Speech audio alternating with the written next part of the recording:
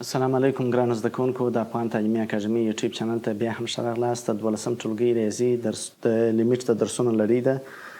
په تیرو ویډیوګانو کې موږ تاسې د صفر ضرب لایتناهي او لایتناهي منفي لایتناهي مبهم شکلونه د منځه یوړل.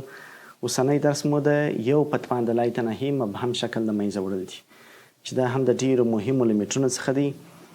ما مخکې تاسو ته ویلي وه چې مبهم شکلونه اووه دي. څلور یې تر اوسه موږ تاسې په تیرو ویډیوګانو کې زده کړل.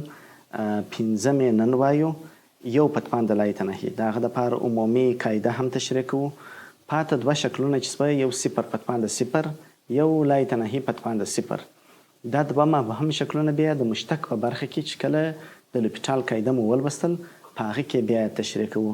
یعنې دلته په کتاب کې نه ده راغلې ځکه هغه د لوپیټال د قاعدې په مرسته باندې تشریح کیږي. نو پر دا ځای باندې هغه د ابهام درسونه د منځه ځي، یعنې پر دا ځای باندې پای ته رسیږي. بیا وروسته موږ تاسې د مثلثاتي تابعګانو لیمیټو سره راپیلوو. نو اوسنی درس به راپیل کړو. د یو پتوان د لایتناهي مبهم شکل به وپېژنو، همدارنګه محاسبه به هم زده کړو چې څنګه د منځه ځي. په درس باندې پیل کوو. هر درس چې موږ په ریاضي کې زده کوونکو وایو، دا د ټولنې د اړتیا پر بنسټ دغه فهم منځته راغلی. یعنې کله چې په پوهنتونونو کې په استادان، همدارنګه د محصلین هغه چې کله څېړنې کوي، په څېړنې کې دی په ټولنه کې یو ستونزه حلوي، دا که د اقتصاد په برخه کې، که د انجینرۍ په برخه کې، که د طب په برخه کې، نو په هغه کې دی د یو ستونزې سره مخ سي. هغه ستونزې ته د حل لاره دی پیدا کوي. چې د حل لاره پیدا کوي نو دی د یو معادلې سره به مخ کېږي، د لیمیټ سره، د مشتق سره، د انټیګرال سره. نو دا هر سوال چې موږ وایو دا په حقیقت کې یو حقیقي ستونزه ده. هغې ستونزې ته د حل لپاره دی دا مسله رامنځته کړې ده. نو یو دغه لیمیټ دی چې تاسې وینئ، یو جمع یو پر ان کل پتوان د ان. دا خپله یو ترادف دی. که د ان پر ځای باندې اکس ولیکئ نو یو تابع اسم. کله چې په دې کې ان لایتناهي سي، معنا کله چې د متحول قیمت ډېر غټ سي، نو د تابع جواب به څو ته تقرب وکړي، څو ته به ولاړ سي.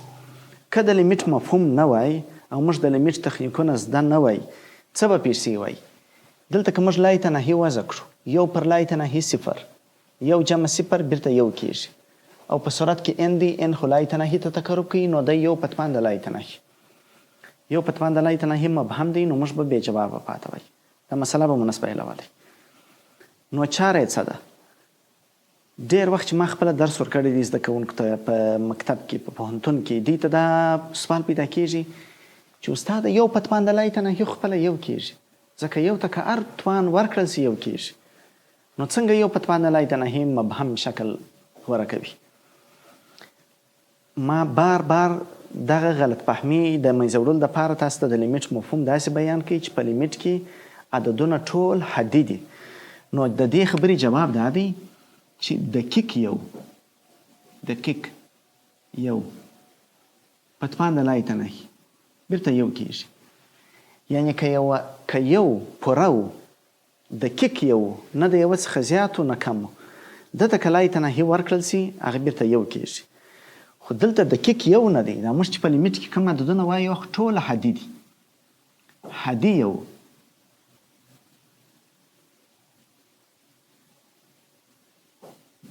حدي دا معنا چې یوه ته نږدې دی، پوره یو نه دی. که حدي عدد و، یعنې یو نو بلکې یوه ته نږدې و، دغسې عدد که په لایتناهي توان پورته سي دا مبهم دی، ځکه دا رنګارنګ جوابونه ترلاسه کېږي. فرض کوي د یوه پر ځای 0.9 دي. 0.9 ته که 1 میلیون تومان ورکړې جلا جواب راباسي، که 1 میلیارد تومان ورکړې جلا جواب راباسي، که 1 ټریلیون تومان ورکړې جلا جواب. یا که د 0.9 پر ځای باندې مثلا 1.01 وي، 1.001 وي، دې ته چې رنګارنګ غټ غټ توانونه ورکول کېږي، معنا دلته یو دی. ته رنګارنګ غټ توانونه 1 میلیون تومان ورکړي، 1 میلیارد تومان ورکړي، 1 ټریلیون تومان ورکړي، د ده جوابونه مختلف راوځي. په همدغه خاطر دی مبهم بلل کېږي. دا یې دلیل سو. نو د ده جواب څنګه په لاس راځي؟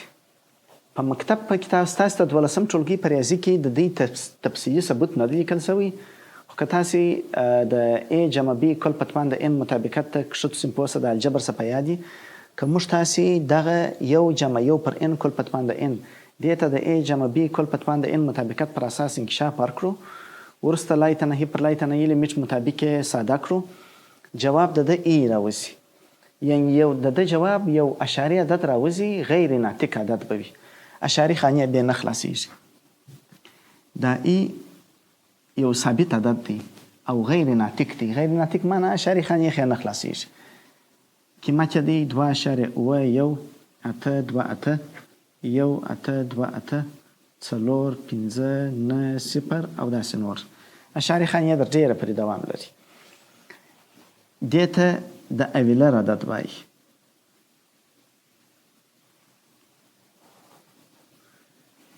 دا په عالي ریاضیاتو کې په فیزیک کې په انجنیري کې د دغه اویلر د عدد استعمال بیخي زیات دی خاصتا په لوړ ریاضیات کې لکه تفاضلي معادلې چې هغه د مکتب په زده کوونکي خو نو هغه نه دي لوستلي په هغو کې ډېر استعمال لري او زموږ تاسو ته په راتلونکو درسونو کې په دوام فصل کې مشتق کې د مشتق په استعمال کې په انټګرالو کې د استعمال ډېر زیات دی ځکه نو د دې درس اهمیت هم په همدې خاطر زیات دی چې ټول زده کوونکي یې ښه په تفصیل سره زده کړي د دغه لیمیټ چې موږ اوس تاسې زده کړي چې یو جمع یو پر n کل په توان د n مساوي a دا زموږ دپاره اوس معیار دی نور لیمیټونه بیا د ده په مرسته په لاس راوړو یعنې دا بس تاسې ورته په یاد وي راځو دا سوال راکړل سوی دی لیمیټ چې کله الفا صفر ته تقرب وکړي یو جمع الفا کل په توان د یو پر الفا وایي د دې جواب په لاس راوړي که چیرې زه قیمت وضع کړم د الفا صفر تقرب کوي یو جمع صفر خپله یو کېږي او یو پر صفر لایتناهي کېږي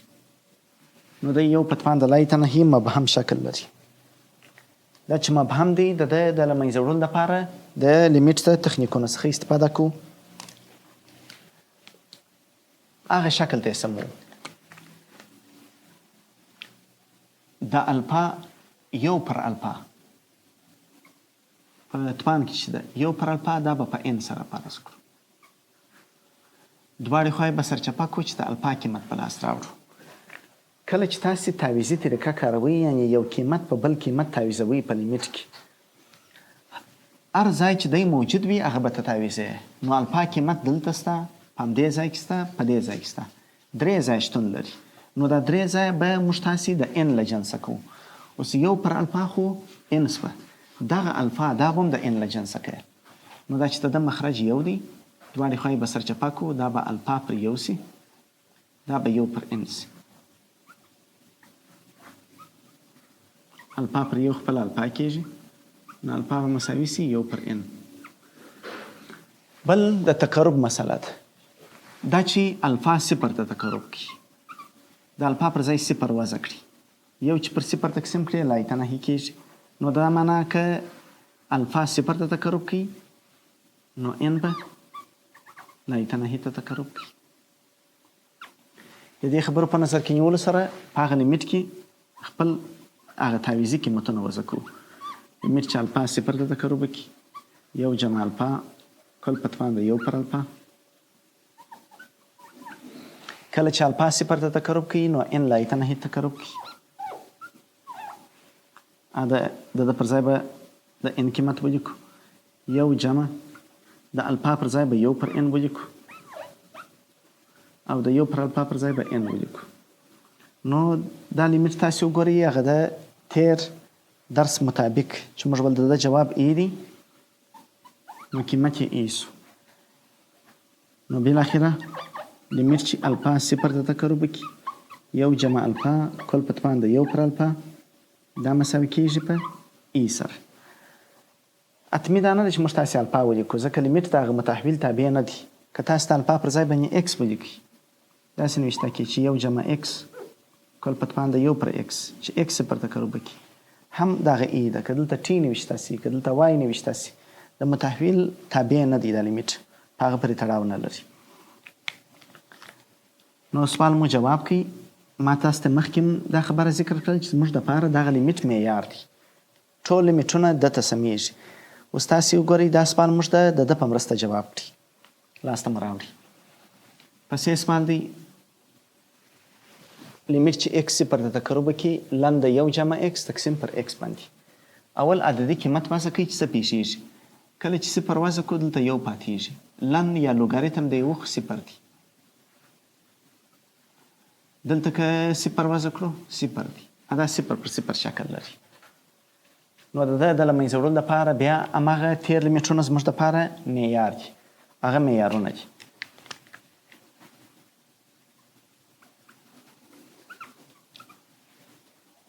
لومړی داسې لیکو یو پر ایکس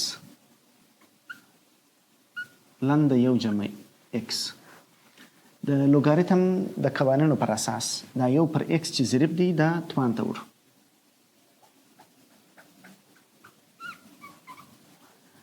نو دا به لن د یو جمع ایکس کل په توان د یو پر ایکس. ځکه دا توان ته وړو چې هغه تیر لیمیټ چې مو جواب کوي هماغه ته سم سي.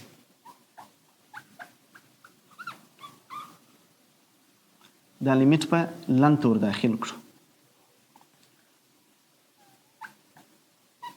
که تاسې ډایرکټ هم لیکئ چې د جواب خو ای دی لن د ای یو دی. او که داسې لیکئ چې لومړی لن لیکئ تفصیلي دا لیمیټ دلته ور داخل کړه قوس ته.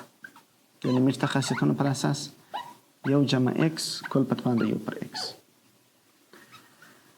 ستاسو په یاد دی زده کوونکو په تېر سوال کې موږ تاسو جواب کوي چې د قیمت ای دی. دا لن د ای سو. لن د ای معنا لوګاریتم د ای په قاعده د ای. د هر عدد لوګاریتم په هماغه قاعده یو دی. نو جواب په لاس راغلی چې د دې لیمیټ جواب یو سو. راځو بل سوال ته. لیمیټ چې ایکس لایتناهي ته تقرب وکړي یو جمع الفا پر ایکس کل په توان د بیټا ایکس. که قیمت وضع کړو لایتناهي الفا چې پر لایتناهي تقسیم کې صفر یو جمع صفر خپله یو کېږي. دلته چې لایتناهي وضع کړو یو په توان د لایتناهي. نو د یو په توان د لایتناهي مبهم شکل دی. بیا د تیرو لیمیټو په استفاده باندې دی هغه شکل ته سموو. د الفا پر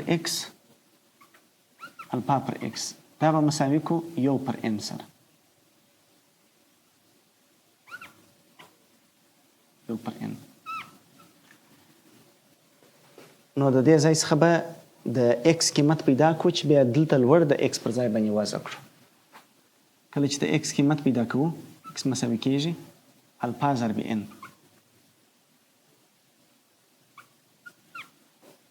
ما تاسو ته مخکې دا خبره ذکر کړه چې کله تعویض کوئ دلته یو دلته دی په قاعده کې بل په توان کې دی بل په تقرب کې دی. درې سره به ته د ان له جنسه کوې. یعنې په ان یې تعویضوې نو د ان له جنسه باید سي. او ستا دا مو د قاعدې قیمت تعویض کړي دا مو د توان قیمت تعویض کړي. اوس د تقرب قیمت تعویضو. تقرب قیمت څنګه تعویضو؟ ایکس لایتناهي ته تقرب کړي.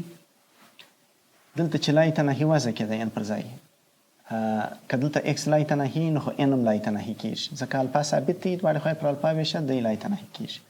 که هلته وضع کې هماغه خبره ده. نو که ایکس لایتناهي ته تقرب وکړي نو ان هم لایتناهي ته تقرب وکړي. دا درې سره خبرې دي چې موږ ذکر کړی دا دلته تطبیق کوو.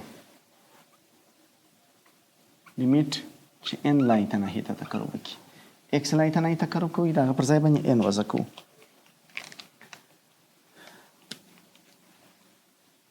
یو جمع الفا پر ایکس د الفا پر ایکس پر ځای باندې یو پر ان لیکو.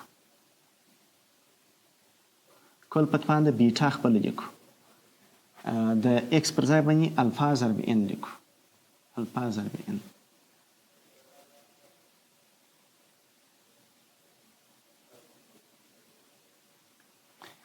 دا قیمت به د طاقت د قوانینو پر اساس ولیکو یو جمع یو پر ان. دلته د بیټا الفا او ان دا خو درې واړه سره ضرب دي. د طاقت د قوانینو پر اساس به داسې نوشته کو چې په توان د ان کل په توان د الفا ضرب بیټا. که تاسې د طاقت دریم قانون پر کار کې خو بېرته دا دوه سره ضربېږي. هماغه شکل په لاس راکړي.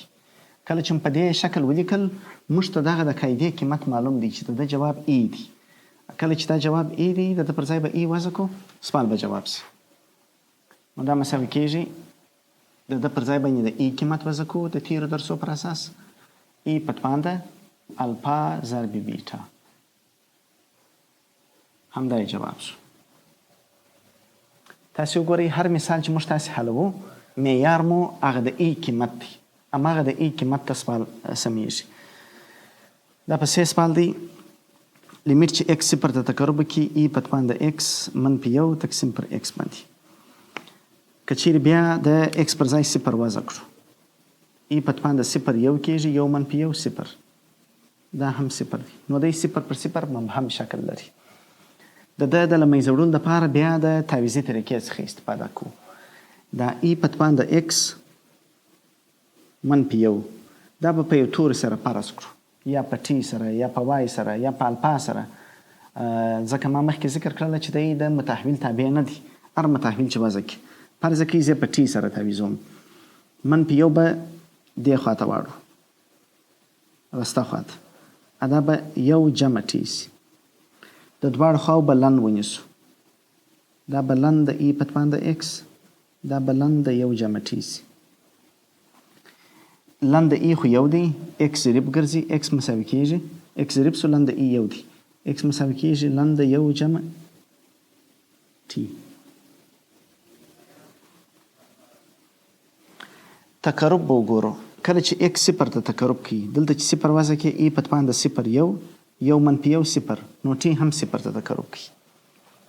تقرب کې تغییر نه راځي. او به یې کوو لیمیټ چې ټي صفر ته تقرب کوي ای په توان د x منفي 1 د هغه پر ځای ټي وضع کړو.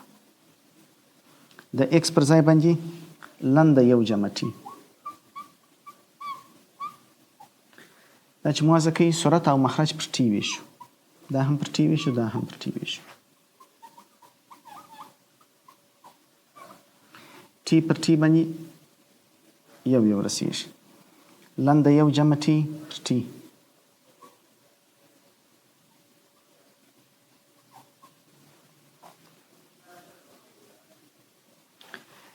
لن د 1 جمع ټي پر ټي دا خو په تیر سوال کې جواب کړی چې د جواب 1 دی. لن د 1 جمع x پر x لیکل شوی و. نو د قیمت مو جواب کړی دی 1 دی. د پر ځای به 1 وضع کړو، 1 چې پر 1 تقسیم کې هماغه 1 کېږي.